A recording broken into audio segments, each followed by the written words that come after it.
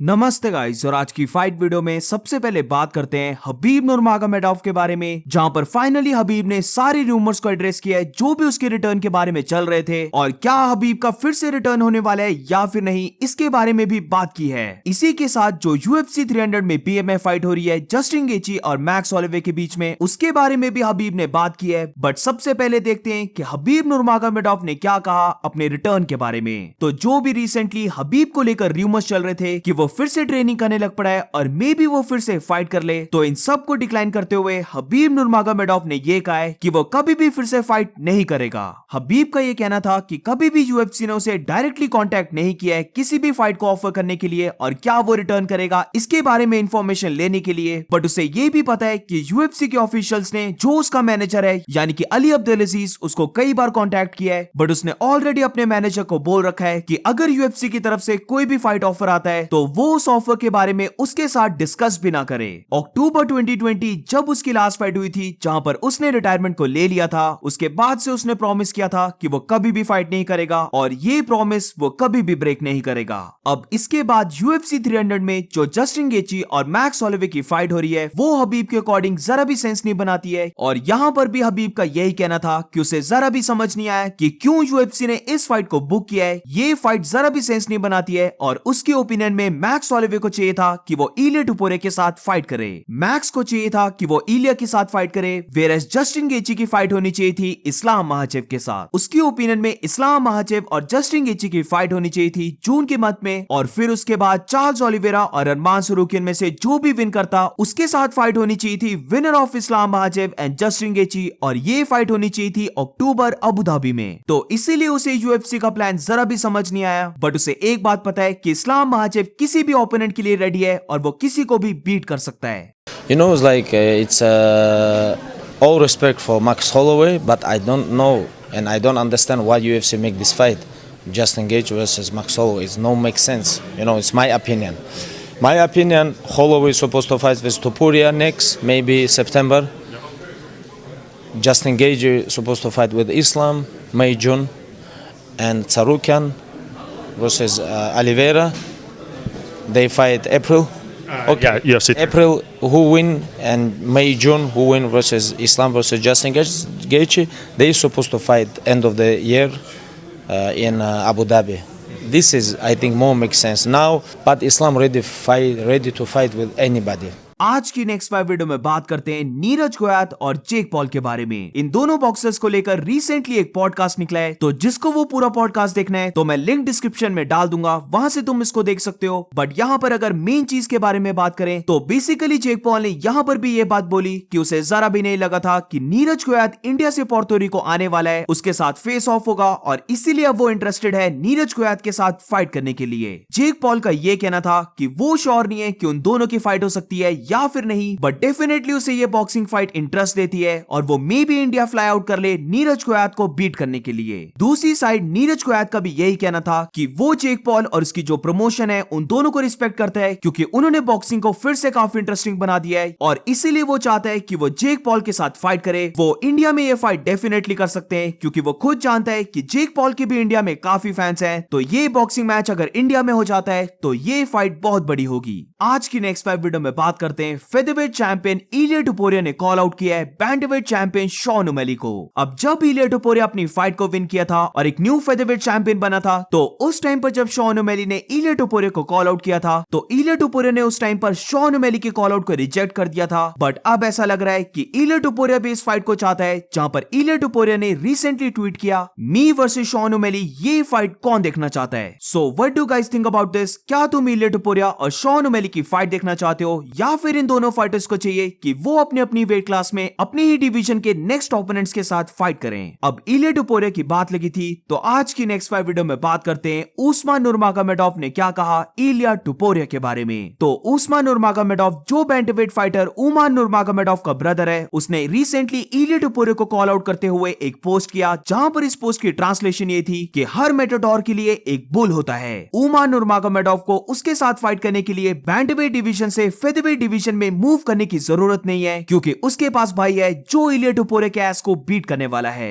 अब जो नहीं जानता, उस्मान नूरमागोमेडोव अभी तक यूएफसी में एंटर नहीं हुआ है, वो स्टिल अभी तक बेलाटोर में है, जहां पर वो लाइट वेट डिवीजन में फाइट करता है। बट ये चीज मैं पहले भी बोल चुका हूं और स्टिल मेरी ओपिनियन यही है कि उस्मान नूरमागोमेडोव को चाहिए कि वो यूएफसी में एंटर हो जाए। आज की नेक्स्ट वीडियो में बात करते हैं farmer featherweight champion max Holloway के बारे में। तो जैसे कि हम सब जानते हैं, यूएफसी 300 में मैक्स होलोवे फाइट करने वाला है बीएमएफ फाइटर जस्टिन गेची के साथ, जहां पर वो 145 पाउंड्स फेदरवेट डिवीजन से मूव कर रहा है 155 पाउंड्स लाइट वेट डिवीजन में। और इसी चीज को लेकर बहुत सारे फैंस को डाउट है कि मे बी इस फाइट में मैक्स होलोवे अपने फुल पोटेंशियल के साथ फाइट ना कर पाए, क्योंकि लास्ट टाइम जब वो लाइट वेट डिवीजन में मूव किया था डस्टिन पोरियर के साथ फाइट करने के लिए, तो वहां पर क्लियर दिख रहा था कि मैक्स होलोवे अंडरसाइज है और वहां पर डस्टिन पोरियर ने मैक्स होलोवे को काफी इजीली बीट कर दिया था। बट ये जो रीसेंट अपडेट है मैक्स होलोवे का, इससे फैंस को थोड़ी सी होप मिलने वाली है, क्योंकि यहां पर हम देख सकते हैं कि मैक्स होलोवे ने सच में बल्क अप किया है। वो अपनी ओल्ड पिक्स के कंपैरिजन में एक काफी बड़ा फाइटर लग रहा है। तो मे बी इस बार, क्योंकि मैक्स होलोवे को लास्ट टाइम के कंपैरिजन में इस बार काफी टाइम मिला है बल्क अप करने का, तो मे बी हम इस बार मैक्स होलोवे का लाइट वेट डिवीजन में एक डिफरेंट वर्जन देखें एज कंपेयर टू जब उसने डस्टिन पोरियर के साथ फाइट की थी।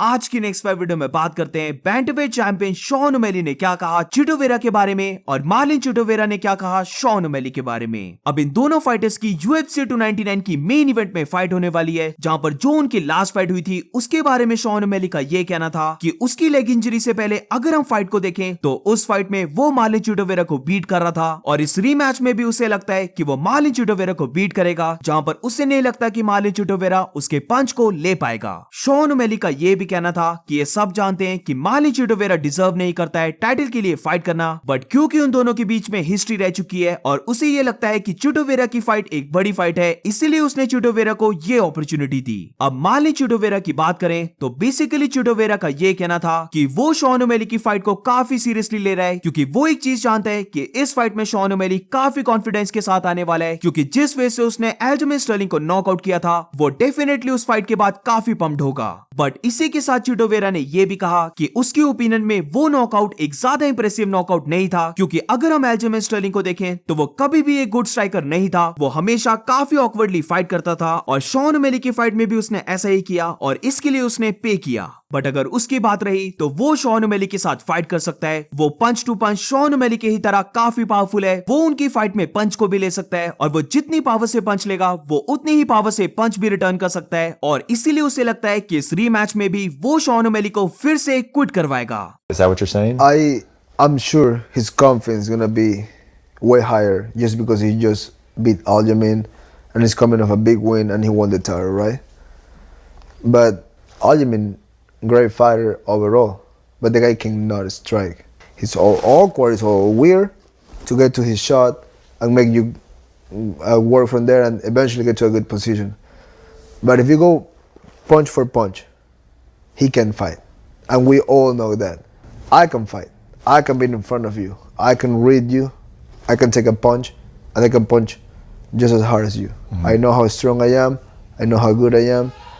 And to be honest, I just feel that I'm gonna make him quit. I feel I'm gonna break him and just give him a reason to go home. आज की next video में बात करते हैं Dustin Poirier के बारे में। तो UFC 299 की को मेन इवेंट में डस्टिन पोरियर की फाइट होने वाली है बेनवा सैंडिनी के अगेंस्ट, जहां पर जब रिसेंटली डस्टिन पोरियर से यह पूछा गया कि उसने बेनवा सैंडिनी के साथ फाइट को एक्सेप्ट क्यों किया और क्या अगर वो इस फाइट को हार जाता है तो फिर वो रिटायरमेंट ले लेगा, तो काफी शॉर्टली बताऊं तो डस्टिन पोरियर का ये कहना था कि बेनवा सैंडिनी एक अपकमिंग फाइटर है जिसके पीछे अभी हाइप है, वो एक काफी डेंजरस फाइटर है और इसीलिए वो अपने आप को बेनवा सैंडिनी के अगेंस्ट टेस्ट करना चाहता था। वो स्टिल बिलीव करता है कि वो इस लाइट वेट डिवीजन के टॉप में है और इस फाइट से ये पता चल जाएगा कि क्या वो बिलीव करता है वो सच है या फिर नहीं। अब रिटायरमेंट को लेकर डस्टिन पोरियर का ये कहना था कि अब वो 35 इयर्स का हो चुका है, तो जो भी उसकी फाइट्स हो रही हैं वो हमेशा उसकी एक लास्ट फाइट हो सकती है। तो बेसिकली डस्टिन पोरियर ने कोई डायरेक्ट आंसर तो नहीं दिया कि अगर वो इस फाइट को हार जाता है तो वो रिटायरमेंट ले लेगा या फिर नहीं, पर डस्टिन पोरियर ने जो बोला है उससे ये लग रहा है कि क्योंकि अब डस्टिन पोरियर थोड़ा सा ओल्ड हो रहा है तो डेफिनेटली वो जो रिटायरमेंट्स के थॉट्स हैं वो भी अब डस्टिन पोरियर के माइंड में चल पड़े हैं। So that's it for today guys. आज की फाइट वीडियो में बस इतना ही। अगर तुम्हें वीडियो अच्छी लगी हो तो please make sure to like subscribe. मिलते हैं नेक्स्ट वीडियो में।